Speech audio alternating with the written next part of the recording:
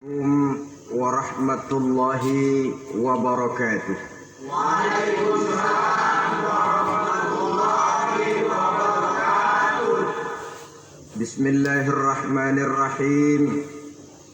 Alhamdulillahi rabbil alamin. Wal aqibatu lil muttaqin wala udwana illa 'alal zalimin. والصلاة والسلام على أشرف الأنبياء والمرسلين سيدنا ومولانا محمد وعلى آله وأصحابه المجاهدين الطاهرين أما بعد. Saudara-saudara kaum muslimin rahimakumullah. Manusia selalu berusaha untuk mencapai apa yang menjadi cita-citanya di dalam kehidupan ini. Segala daya dan dana, seluruh waktu dan tenaga, segenap kemampuan dan kekuatan dikerahkan untuk mencapai apa yang dicita-citakan. Ada orang yang di dalam berusaha mencapai cita-citanya tetap berpegang teguh kepada kaidah dan norma-norma yang harus dipatuhinya. Baik itu norma-norma kehidupan bermasyarakat, berbangsa dan bernegara, lebih-lebih lagi itu menyangkut norma-norma kehidupan beragama. Artinya, di dalam mencapai cita-citanya, dia tetap menghormati dan mentaati halal haram, mengenal hak dan batil, tahu mana yang boleh dan mana yang tidak boleh. Tetapi di lain pihak, tidak jarang, bahkan banyak sekali orang-orang yang di dalam usaha mencapai cita-citanya terjebak dalam prinsip menghalalkan segala macam cara untuk mencapai satu tujuan. Tidak ada lagi kaidah dan norma-norma yang harus ditaatinya. Ia tidak peduli dengan halal dan haram.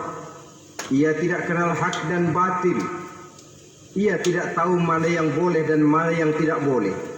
Segala cara dilaksanakan asal tujuan tercapai. Maka lahirlah orang-orang yang mengambil jalan pintas dan potong kompas dalam usaha mencapai apa yang menjadi cita-cita dan tujuan dalam kehidupannya. Begitulah kita lihat dalam kehidupan ini. Yang di bawah ingin cepat naik ke atas, sementara yang di atas bertahan tidak mau turun dari tahta dan singgasananya. Maka terjadilah benturan-benturan nilai dan kepentingan. Terbentuklah klik, klan, grup, dan sindikat-sindikat yang menyerupai mafia, di mana nilai objektivitas sudah sangat sulit ditemukan. Yang celakanya lagi, lahirlah budaya jilat-menjilat, upeti, dan lain sebagainya asal tujuan bisa tercapai. Sementara itu yang miskin ingin cepat menjadi kaya, sedang yang kaya ingin menjadi lebih kaya lagi. Kalau boleh tidak hanya sekedar dia saja yang kaya, anaknya harus kaya, cucunya tidak boleh miskin dan kere. Bahkan cucu daripada cucunya pun harus jadi orang-orang kaya. Ini keinginan yang wajar. Setiap orang tua tentu tidak ingin meninggalkan anak cucunya dalam keadaan miskin dan terlunta-lunta. Yang tidak wajar, kalau keinginan itu membuat orang lalu menghalalkan segala macam cara, menyalahgunakan fasilitas yang dimilikinya, apalagi kalau dia berada dalam satu posisi di mana seharusnya dia memberikan contoh dan keteladanan.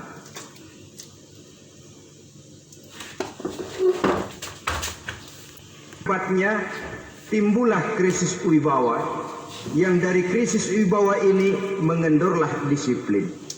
Sesungguhnya orang lalai, orang tidak mau berdisiplin, karena di mukanya, di matanya, dalam pandangannya tidak ada lagi orang yang dianggapnya berwibawa.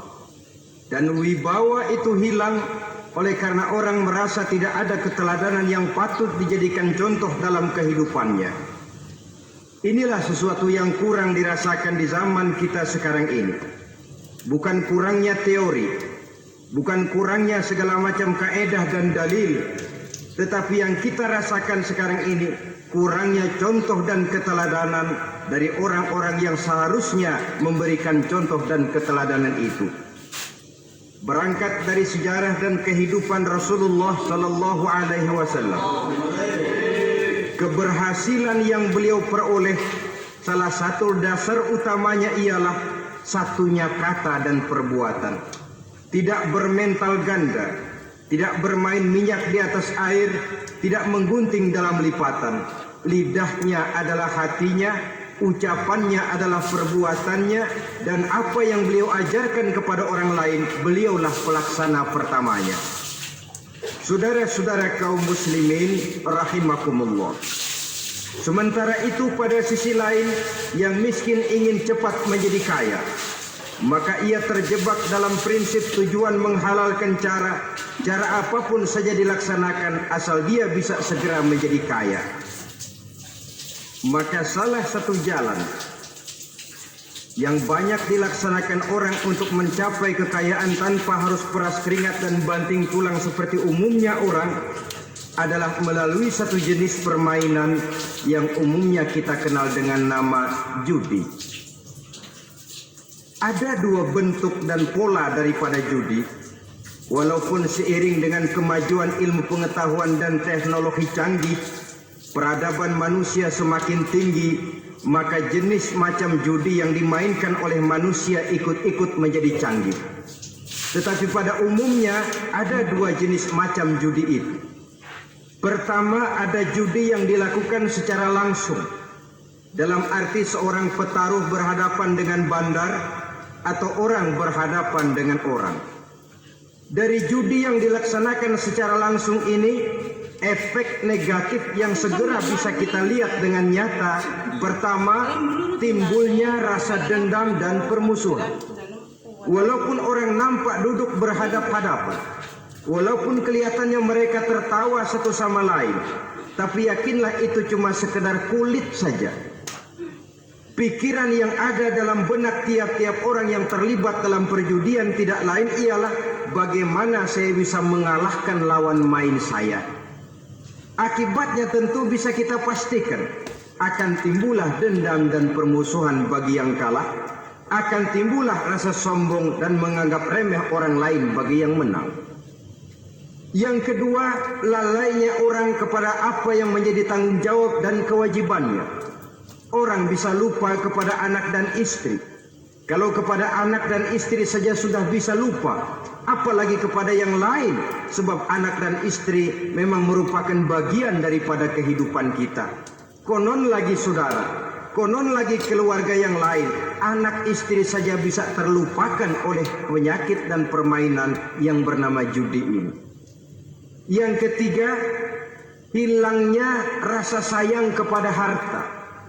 Harta yang didapatnya dengan peras keringat dan banting tulang. Mungkin pergi pagi dan pulang sore. Setibanya dia di meja judi, apalagi uang tadi sudah bertukar dengan dalam bentuk koin, maka rasa sayang kepada harta itu tidak akan pernah ada lagi. Saudara-saudara, bagaimanapun juga, judi dalam artian langsung semacam ini hanya melibatkan orang-orang tertentu. Artinya selektif. Ada judi yang lebih berbahaya daripada jenis ini, perjudian massal. Taruhlah roulette dan kasino itu judi. Tetapi judi jenis roulette dan kasino ini bahayanya hanya untuk orang-orang tertentu yang memang sudah mapan, kelompok elit. Masa iya bocah angon di kampung main roulette? Apa iya yang tinggal di pinggir kali kenal kasino? Ya entahlah kalau kasino Prambos ya. Dari judi massal semacam ini lahirlah penyakit yang dinamakan tulul amal. Tulul amal, orang yang terlalu panjang angan-angan. Bukan tidak boleh orang bercita-cita, sebab cita-cita itu perlu. Katanya manusia tidak makan masih bisa hidup 1 bulan lebih. Manusia tidak minum masih bisa hidup 3 hari lebih. Tapi manusia tidak punya cita-cita 1 jam pun dia tidak akan bisa hidup. Karena faktor yang membuat kita bergairah menghadapi kehidupan, faktor yang mendorong kita untuk tetap berusaha dan tegar menghadapi resiko, karena adanya cita-cita di dalam kehidupan kita. Tetapi cita-cita tanpa direalisir dengan usaha, cita-cita yang tidak berangkat dari kemampuan yang ada, pada akhirnya hanya akan merupakan cita-cita yang mengawang, tidak akan terwujud dalam kenyataan, dan akan membentuk manusia menjadi orang yang tulul amal, panjang angan-angan, terlalu muluk keinginan, tidak berangkat dari kemampuan dan kesanggupan yang ada pada dirinya sendiri. Maka penyakit inilah yang telah menghasilkan dan melahirkan penghayal-penghayal kelas berat